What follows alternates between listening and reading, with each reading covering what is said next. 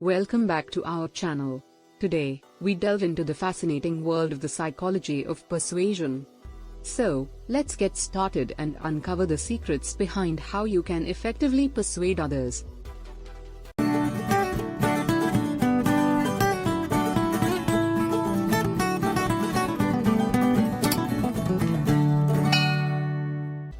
Principle 1. Reciprocity.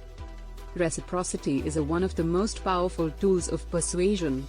It's based on the idea that people feel obliged to return favors. When someone does something nice for us, we have a natural inclination to reciprocate. This principle is commonly used in marketing and sales strategies. Let's understand this with an example. Imagine you're at a store, and the salesperson offers you a free sample of their product. By accepting the sample, you might feel more inclined to purchase the product later as a way to reciprocate the favor.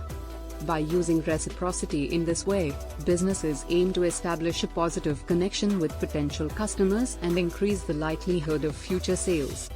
The principle of reciprocity taps into the human tendency to feel obliged to return favors, making it a potent tool for persuasion in marketing and sales. Principle 2. Scarcity. Scarcity is all about creating a sense of urgency. When people perceive that something is limited or becoming scarce, they tend to value it more, and it develops a fear of missing out. Marketers use this principle to force customers to take immediate action. Think about limited time offers or exclusive deals that are available for a short period. The fear of missing out drives people to make impulsive decisions and take advantage of the opportunity before it's gone. Scarcity principle works in phases. First, it grabs your attention by the phrases like limited time only, offer ends today, etc. Your brain perceives scarcity as something valuable and worth paying attention to. Next, when you are presented with a time-limited offer, the fear of missing out on a great deal or opportunity kicks in. You don't want to regret not taking advantage of the discount while it's available. Then the limited time offer makes the products or services seem more valuable. If they are available for a limited time, they must be special and in high demand.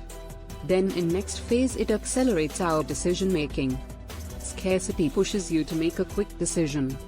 You might not want to spend too much time considering the offer, fearing that it might expire before you decide. At last, it leads to commitment and action. The urgency of scarcity often leads to an immediate action, such as making a purchase, to ensure you don't miss out. Now you know why you have made some of the unwanted purchases in the past.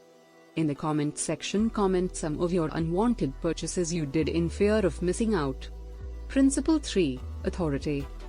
Authority is about the power of credibility. We are more likely to be persuaded by someone who is perceived as an expert or an authority figure in a particular field. This is why we listen to experts and trust their opinions. Advertisements often feature experts to gain our trust and persuade us to buy a product. People tend to follow those they trust and consider knowledgeable. When a celebrity endorses a product, their authority and reputation can convince consumers to believe in the product's effectiveness, even if they have no personal expertise in that area. Principle 4. Consistency. Consistency is about our desire to align our actions with our beliefs and commitments. People generally like to be consistent with what they have said or done in the past. Once we make a public or written commitment to something, we are more likely to stick to it to maintain consistency. A classic example of this principle in action is found in the context of charitable donations. In many fundraising campaigns, organizations often use a two-step approach. In the first step, they start by asking potential donors to make a small commitment, like signing a petition or filling out a short survey about a cause. People who agree to this small initial request are more likely to comply with a larger request later. After establishing a small commitment, in the next step, the same individuals are then asked to donate money to the cause. Since they have already committed to supporting the cause even in a minor way, they are more likely to donate to remain consistent with their previous action. Principle 5. Consensus or social proof. Consensus, also known as social proof, relies on the idea that people tend to follow the actions and behaviors of others when uncertain or unsure about what to do. We often look to the actions of others as a guide for our own decisions. Think about online reviews. When a product or service has numerous positive reviews, potential customers are more likely to trust it's a good purchase because others have had a positive experience. Imagine you are walking down the street in a new city and trying to decide on a restaurant for dinner. You come across two restaurants side by side. You notice that one restaurant is full of customers, and there's a line of people waiting to get a table. In contrast, other restaurant has only a few customers and plenty of empty tables. In this case, you are more likely to be influenced by the principle of social proof, and you may choose first restaurant over the second. The crowded restaurant and the line of people waiting suggest to you that the first restaurant must be popular and, therefore, must have good food and service. On the other hand, the lack of customers at other restaurant might signal that it is not as desirable and might not serve good food. Principle 6. Liking. Liking refers to the idea that we are more easily persuaded by people we like, admire, or have something in common with. Building rapport and establishing a connection with others can be a potent persuasion tool. Salespeople use this techniques to establish a connection with a potential customer based on mutual interests, hobbies, or experiences. Finding common ground and shared interests can help build rapport and trust, increasing the likelihood of making a successful sale.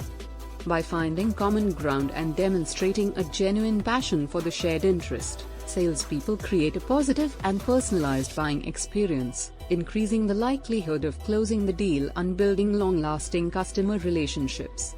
These were the principles for persuading people and can help us become more aware of how we are influenced by others and how we, in turn, can use these principles ethically to influence positive outcomes. Which principle resonates with you the most? Let us know in the comments below. And as always, don't forget to like, subscribe, and hit that notification bell to stay tuned for more valuable content.